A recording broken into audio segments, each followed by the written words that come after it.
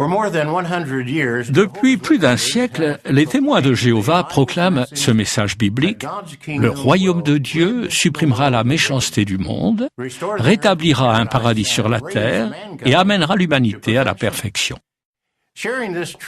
Or, notre prédication nous a régulièrement valu d'être persécutés par des institutions puissantes.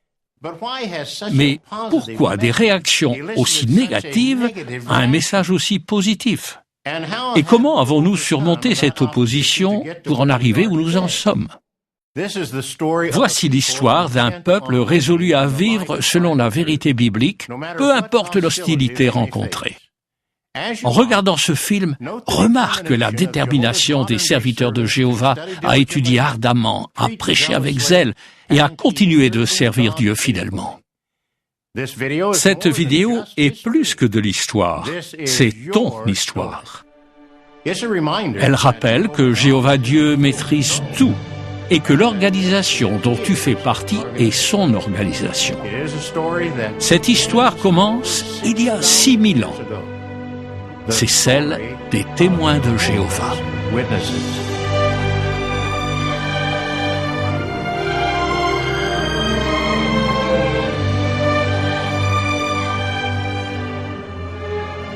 Dans la Bible, la lumière est associée à la vérité et les ténèbres au mensonge.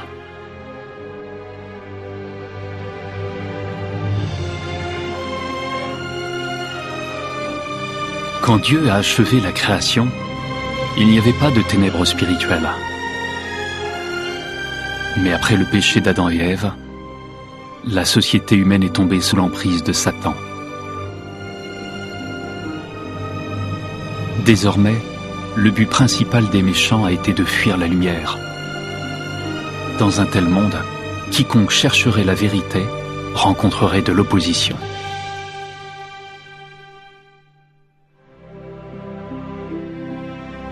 La lumière de la vérité a brillé vivement quand Jésus est venu sur la terre.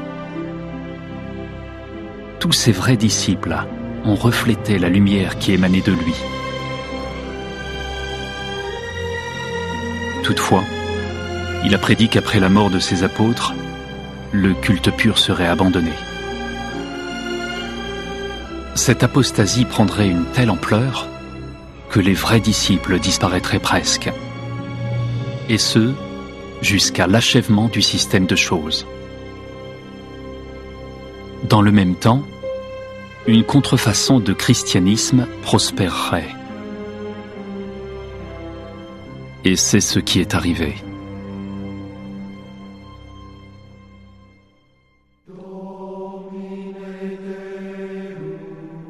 Des églises dites chrétiennes ont dévié des enseignements de Christ. Il en est résulté des injustices et des souffrances indescriptibles.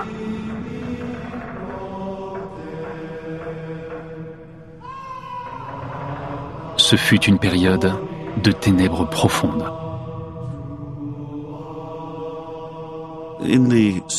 Durant les siècles qui ont suivi l'établissement de la congrégation chrétienne, ou encore l'Église chrétienne, bon nombre de ses dirigeants se sont laissés séduire eux aussi par la sagesse du monde, les idées de Platon ou d'autres philosophes grecs. Ces idées se sont infiltrées dans la pensée chrétienne.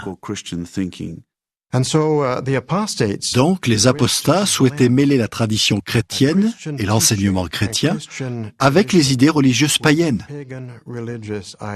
Ce qu'ils voulaient, c'était rendre la religion chrétienne plus acceptable pour qu'elle attire d'autres païens. Au fil des siècles, des chefs religieux apostats ont davantage obscurci la lumière en conservant la Bible en latin, langue que la plupart des gens ne comprenaient plus. Mais au cœur de ces ténèbres, il y a quand même eu parfois des personnes qui désiraient vivement lire et comprendre la parole de Dieu. Par exemple, au XIIe siècle, un marchand français du nom de Vaudès commande une traduction de certains livres de la Bible dans la langue du peuple. 2 siècles plus tard, le prêtre catholique John Wycliffe critique avec virulence les pratiques non bibliques de l'Église.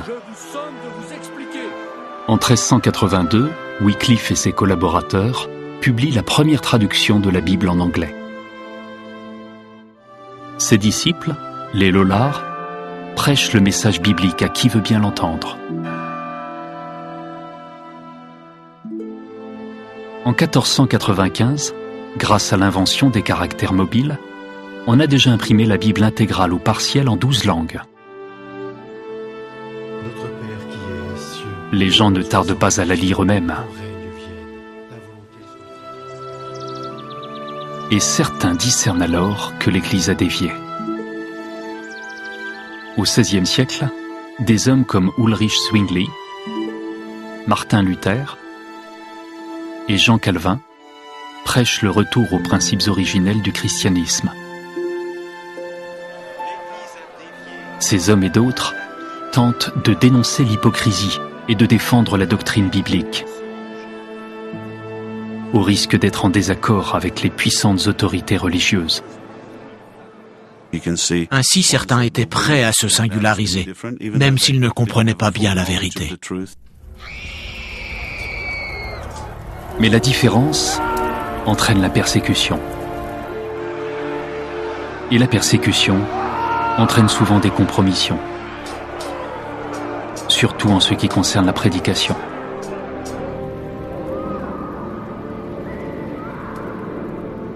Néanmoins, dans de nombreux pays, les XVIIe et XVIIIe siècles seront marqués par un grand regain d'intérêt pour la Bible. En Angleterre, beaucoup d'intellectuels contestent le dogme de la Trinité qu'ils estiment biblique. Sont du nombre le savant Isaac Newton, le poète John Milton et le chimiste Joseph Priestley. Outre la Trinité, Priestley déclare que le dogme de l'immortalité de l'âme est faux. Pour lui, les chrétiens du 1er siècle avaient la vraie religion et tout changement apporté à leur doctrine est une corruption. Ces idées soulèvent une vive polémique dans les sphères religieuses et politiques. En 1791, des émeutiers détruisent sa maison et son laboratoire. Au bout de 3 ans de pression incessante, Priestley s'enfuit aux États-Unis, suivi par beaucoup de partisans de ses idées. Henry Grew est parmi eux. En 1807, à l'âge de 25 ans, il est nommé pasteur de l'église baptiste de Hartford, dans le Connecticut. Grew avait une théorie très intéressante sur l'étude de la Bible, que l'Écriture interprète l'Écriture. Son idée était que la Bible n'avait pas de meilleur interprète qu'elle-même. Or, en l'étudiant, il a compris que le dogme de la Trinité était faux. Mais voilà, on ne peut pas être ministre baptiste sans croire à la Trinité. Au bout de 4 ans, Grew et plusieurs autres se retirent de leur église.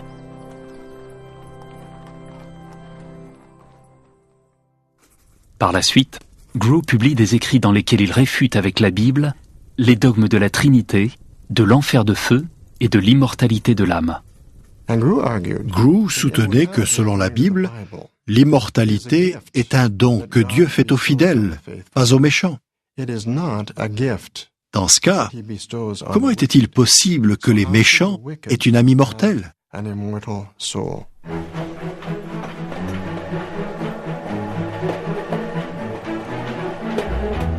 Le pamphlet de Grew a des effets considérables.